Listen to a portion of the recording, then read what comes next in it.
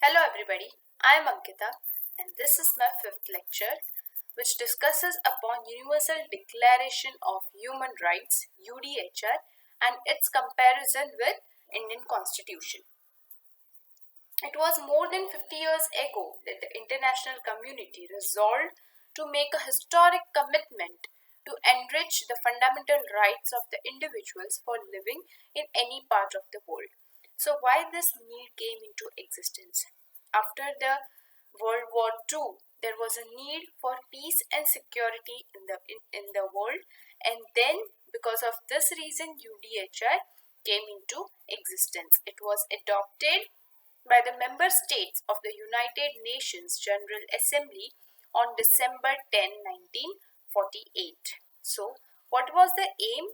Recognition of the inherent dignity and of the equal and inalienable rights of all members of human family is the foundation of freedom, justice and peace in the world.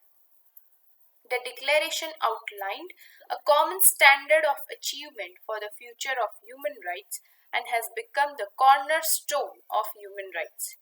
However, this is the very important one.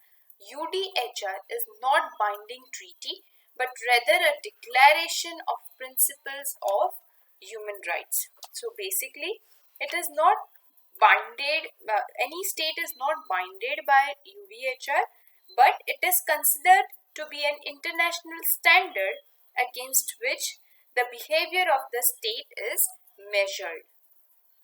Now, there are 30 articles in this UDHR which covers both civil and political rights, economic and cultural rights. Here I have maintained only 10 to 15 articles. All the 30 articles are not compulsory to be written in the exam, but yes, important one has to be written. The first is Article 3, right to life, liberty and security of a person. Article 5, right not to be subjected to torture, cruel, inhuman or degrading treatment or punishment. Article 7, which says right to equal protection of the law. Now what does this mean? That rights of all persons have the same access to the law and courts and to be treated equally by the law and courts, where both in procedure and in the substance of the law. Article 9, which states right not to be subjected to arbitrary arrest, detention or exile. What is this arbitrary arrest and detention? I have written this meaning the arrest or detention of an individual in a case in which there is no likelihood or evidence that they committed a crime against legal statute, or in which there has been no proper due process of law. What is meant by exile? It is a state or a period of forced absence from one's country or home. Article 10, right to fair and public trial by an independent and impartial tribunal. Everyone is entitled in full equality to fair and public hearing and to the determination of his rights, obligation and of any criminal charge against him. Article 18, right to freedom of thought, conscience and religion, which states that everyone has a right to change his religion, belief, freedom either alone or in community with others and in public or private, to manifest his own belief in teaching, practice, worship and observance. Article 19, which states right to freedom of opinion and expression. So everyone has a right to hold his own opinion without interference and to seek, receive and impart information and ideas through any media. Article 20, which says right to freedom of peaceful assembly.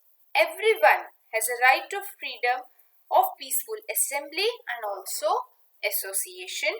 No one may be compelled to belong to an association.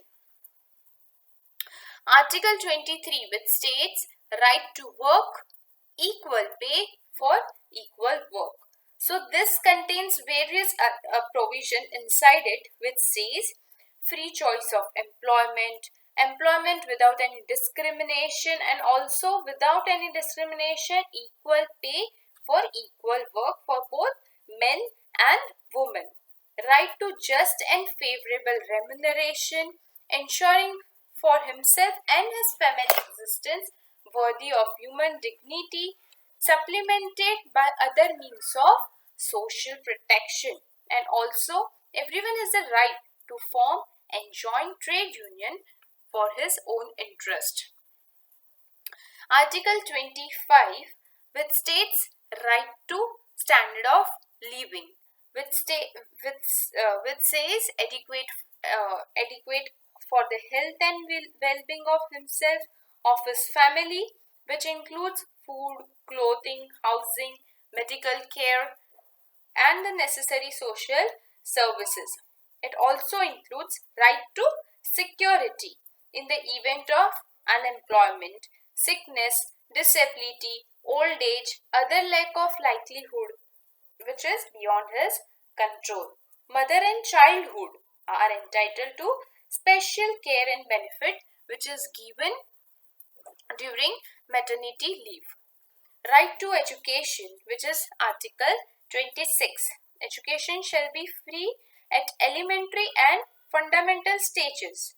So, in our constitution, it is still 6 to 14 years of age. It shall be compulsory and it shall be equally accessible to all on the basis of merit. Article 28, which states right to social and international order, in which the rights set forth in this declaration can be fully realized. Now, I shall tell you this, that from Article 28 to 30 are called concluding articles. Okay, so basically Article 28 cannot be exercised against the purpose and principle of United Nations. Article 20 deals with duties and limitations of individual in exercise of rights and freedoms. So, it is not free for every individual to exercise his rights in any way or in any manner. There are certain duties and limitations which has to be followed. And Article 30 makes provision for protection against human rights abuses. This was all about UDHR in short. I think I have covered everything in short in this. One major thing, legal significance of UDHR is this, that this provision is that this declaration is not an instrument which is legally binding either directly or indirectly. It has no war. It can properly be restored to for the interpretation of the provision of human rights and fundamental freedom. It is just a path-finding instrument. It is also said that this is considered to be an international standard against which the behavior of a state is measured. Now, comparing UDHR with Indian Constitution. The provisions of UDHR are incorporated under Indian Constitution in two parts: fundamental rights and directive principle of state policy. And yes, India's delegation to the United Nations made important contribution in drafting this declaration, which mainly highlights the need for reflecting gender equality. So, I have made this whole table which properly describes UDHR articles with Indian Constitution article. This is very clear cut in examination. Just by examiner if sees only this much a comparison within table, you have a good benefit of it. Now, the first set of rights are enumerated in Article 2 to 21 of Declaration and incorporate under fundamental rights में 12 to 35 of the Constitution. Which are these rights? right to equality, right to freedom, right against exploitation.